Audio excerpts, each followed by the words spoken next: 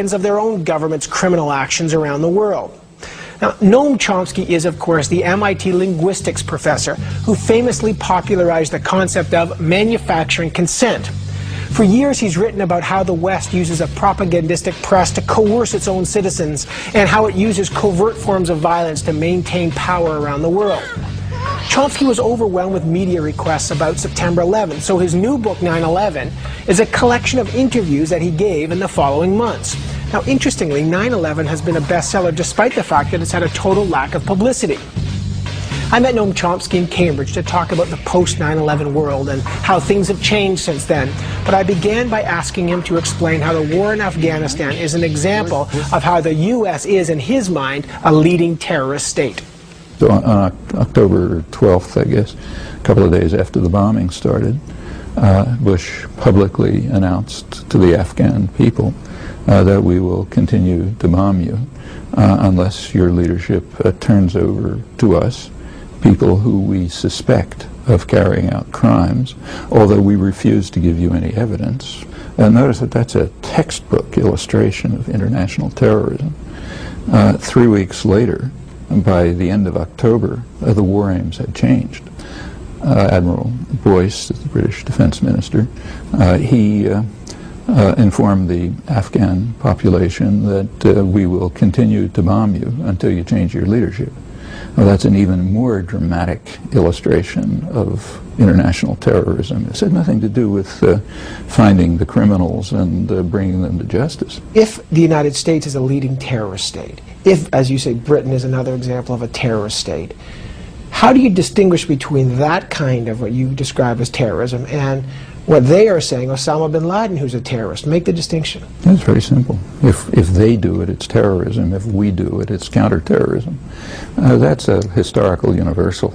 Go back to Nazi propaganda, say, most extreme mass murderers ever.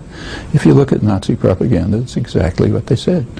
They said they are defending the populations and the legitimate governments of Europe. Well, let's talk about in the Middle East, for example, where Sharon says, we are experiencing terrorist bombings, and therefore we have to have a big operation in the West Bank and root out terrorism. And people say, hey, you're violating human rights. Yeah, this is the 35th year of a harsh, brutal, and vicious occupation, supported unilaterally by the United States, constant terror and atrocities. Suppose Palestinians say, well, we're under terrorist attack for 35 years, therefore we have a right to carry out suicide bombings. Which is what they say. Do you accept this? Does anybody accept it? Nobody accepts it. All right, then how come everyone accepts the Israeli claim to be doing it, which is a much weaker claim? They are the military occupiers. Those who defend suicide bombing, and there are very few, don't have a leg to stand on. Those who defend the Israeli atrocities, including the U.S. government, most intellectual opinion, a good bit of the West generally, yeah, they don't have a leg to stand on either, and they have a much weaker position. You asked us after September 11, one of your points was we got to look in the mirror, we being America or the West, we got to look in the mirror at our own. Was that a way of saying, look, people like bin Laden are angry at us for good reason? No, in other words, is there a way to justify... That's not what I was saying. The statement of mine that you just quoted is a very conservative statement.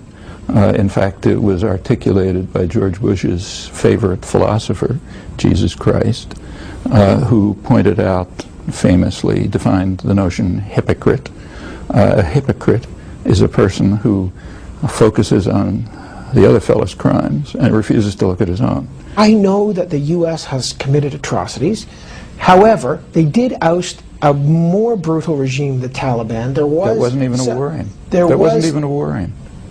Wasn't even a war aim. But is that a moral thing to do? They did get rid of a brutal regime. There was celebration in Canada. Good, fine, and let them bomb Israel and get rid of the brutal regime there. If we want to overthrow the regime of Uzbekistan, now a great favorite, but it happens to be not very different from the Taliban, the way to do it would not be to bomb Uzbekistan, but to support internal democratic forces and let them do it.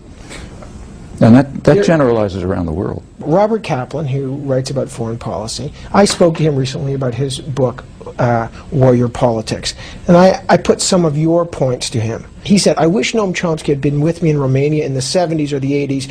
Adult choice of foreign policy is made on distinctions. The argument that Chomsky makes has no distinctions because there's a difference between the quantity and the kind of dictators that America supported and the quantity and the kind of things we went in communist world for 44 years. Okay, so let's take his example of Romania, Ceausescu, hideous regime, which he forgot to tell you the United States supported.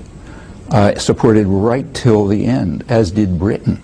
So the example that he gave is a perfect example, and it's a small example, because we support much more brutal regimes. Does that disqualify the U.S. No, from it their doesn't. intervening in any other way? Look, the Taliban are a terrorist state. That fact doesn't disqualify them from bombing Washington. What disqualifies from doing that is even if they were Mahatma Gandhi, they shouldn't do it. Nobody except the ultra-right-wing jingoists like Kaplan is comparing atrocities by various countries. What honest people are saying is that we should pay attention to our own crimes and stop committing them. This would be true even if we were killing one person, okay? And it's even more true when we're killing millions of people. Do we need a constabulary, a force, a central force? In this case, it's America because it's a superpower, to sometimes use unjust means in the service of just causes. What are the just causes? What was the just cause in, for example, slaughtering Kurds in southeastern Turkey? What was the just cause? What was the just cause in supporting Suharto when he killed a couple 100,000 landless peasants in Indonesia, went on to become one of the biggest torturers in the world, and then slaughtered a third of the population of East Timor? What was the just cause? What was the just cause when we invaded South Vietnam 40 years ago, ending up killing millions of people, leaving the country devastated, they're still dying from chemical warfare? What was the just cause? Can I continue? Yeah, the just cause for people like Kaplan is we did it. Therefore, it's a just cause. You can read that in the Nazi archives, too. Of course, we've had Kaplan on, and there is a raging debate about the just cause of foreign policy. But when we come back, Noam Chomsky says that the U.S. not only blocked Mideast peace and has always done so, it actually escalates the violence. And who are the war criminals guilty? Bush, Clinton, Kennedy, Eisenhower, all of them. Come on back for more Noam Chomsky.